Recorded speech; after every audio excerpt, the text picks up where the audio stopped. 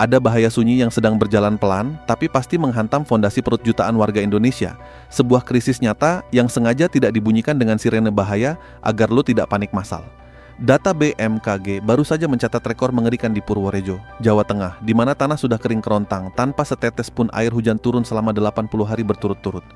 Ini baru bulan Juli, sedangkan puncak kemarau ekstrem El Nino diprediksi masih akan mencengkeram bumi Nusantara sampai awal tahun 2027 mendatang. Bayangkan domino kehancuran yang sedang mengantre di depan mata kita ketika lebih dari 72% wilayah Indonesia secara serentak dilanda kekeringan skala hebat. Nah, di video kali ini kita akan melihat kenapa musim kemarau tahun ini layak diperhatikan lebih serius, apa yang sebenarnya sedang terjadi menurut data terbaru, bagaimana dampaknya bisa merambat ke ekonomi sehari-hari, dan kenapa kadang ancaman terbesar bukan datang dari bencana yang tiba-tiba, melainkan dari sesuatu yang berjalan sangat pelan sampai hampir tidak terasa. Beberapa hari terakhir, Badan Meteorologi, Klimatologi, dan Geofisika atau BMKG kembali merilis perkembangan musim kemarau di Indonesia. Datanya cukup menarik untuk dicermati. Lebih dari 70% wilayah Indonesia sudah memasuki musim kemarau, bahkan di beberapa daerah terutama di Jawa Tengah seperti Purworejo tercatat sudah sekitar 80 hari tanpa hujan. Ini bukan sekadar angka yang lewat di layar berita lalu kita lupakan besok pagi. 80 hari tanpa hujan berarti tanah kehilangan kelembapan, cadangan air terus berkurang, debit sungai menyusut, dan petani mulai menghadapi tantangan yang semakin berat. BMKG juga menjelaskan bahwa puncak musim kemarau diperkirakan terjadi pada bulan Agustus. Artinya, kondisi yang kita lihat sekarang belum tentu merupakan titik terburuk. Masih ada kemungkinan tekanan yang lebih besar beberapa minggu ke depan jika curah hujan tetap rendah. Yang menarik justru bukan hanya datanya, melainkan cara kita menyikapi data itu. Setiap kali muncul kabar seperti ini, biasanya perhatian publik hanya bertahan beberapa hari. Setelah itu semua kembali sibuk dengan isu lain yang lebih viral. Padahal alam tidak bekerja mengikuti algoritma media sosial. Alam tidak peduli apakah sebuah berita sedang ramai atau tidak. Alam berjalan sesuai prosesnya sendiri. Tanah terus mengering, waduk terus menyusut, tanaman terus membutuhkan air. Dan ketika semua itu mencapai titik tertentu, dampaknya baru benar-benar terasa oleh masyarakat luas. Disinilah menurut gua kita perlu belajar membedakan antara membaca berita dan membaca sinyal. Berita memberitahu apa yang sudah terjadi. Sinyal memberi petunjuk tentang apa yang mungkin akan terjadi. Orang yang hanya mengejar berita biasanya selalu datang belakangan. Sebaliknya, orang yang memperhatikan sinyal punya kesempatan untuk beradaptasi lebih awal.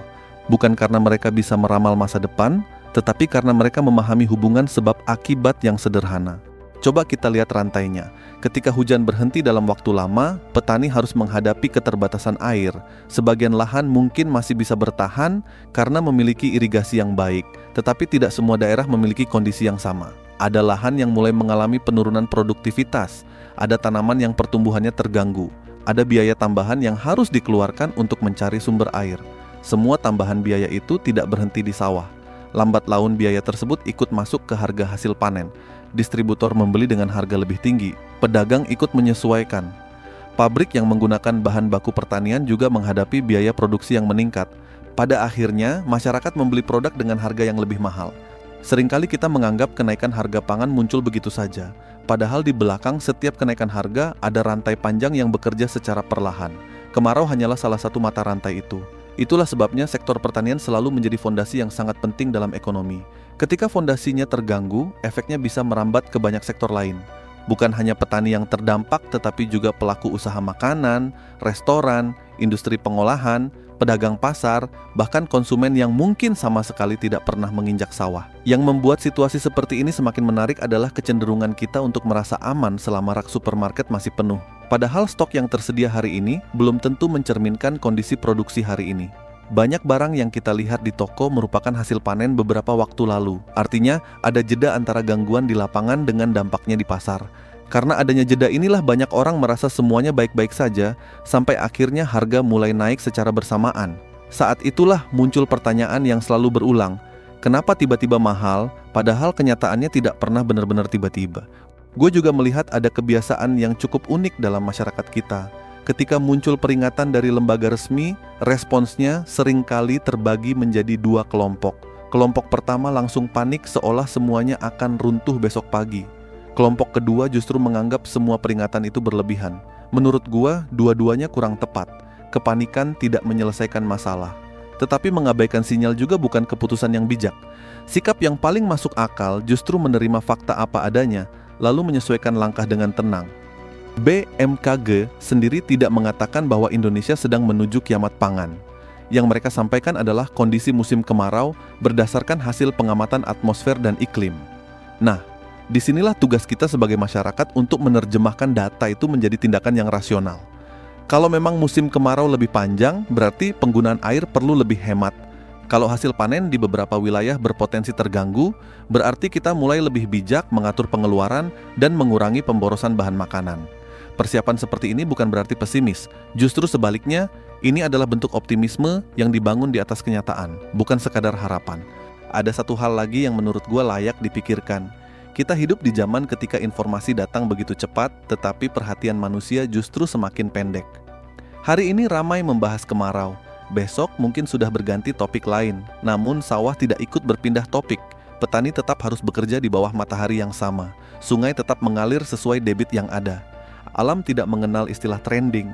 Karena itu, kadang tantangan terbesar bukan kurangnya informasi, melainkan terlalu cepat melupakan informasi yang sebenarnya penting. Kalau kalian menjalankan usaha yang berkaitan dengan makanan atau bahan baku pertanian, sekarang mungkin saat yang tepat untuk mulai mengevaluasi kondisi stok, menghitung ulang biaya produksi, dan melihat kemungkinan perubahan harga beberapa waktu ke depan. Pada akhirnya, kemarau bukan sekadar cerita tentang cuaca. Ini adalah pengingat bahwa ekonomi, lingkungan, dan kehidupan sehari-hari saling terhubung jauh lebih erat daripada yang sering kita sadari. Ketika satu bagian mulai terganggu, bagian lain cepat atau lambat akan ikut merasakan dampaknya.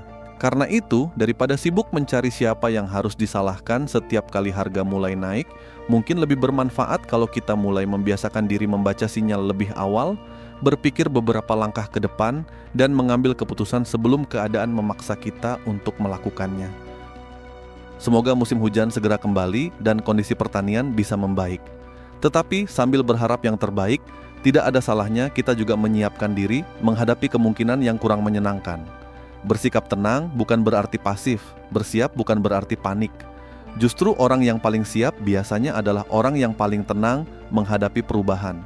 Kalau menurut kalian pembahasan seperti ini bermanfaat dan bisa membuka sudut pandang baru, jangan lupa bantu dukung channel ini dengan menekan tombol suka, membagikan video ini ke keluarga atau teman supaya semakin banyak yang bisa membaca sinyal lebih awal, dan tentu saja subscribe agar kalian tidak ketinggalan pembahasan berikutnya. Terima kasih sudah menonton, tetap kritis, tetap rasional, dan sampai jumpa di video selanjutnya.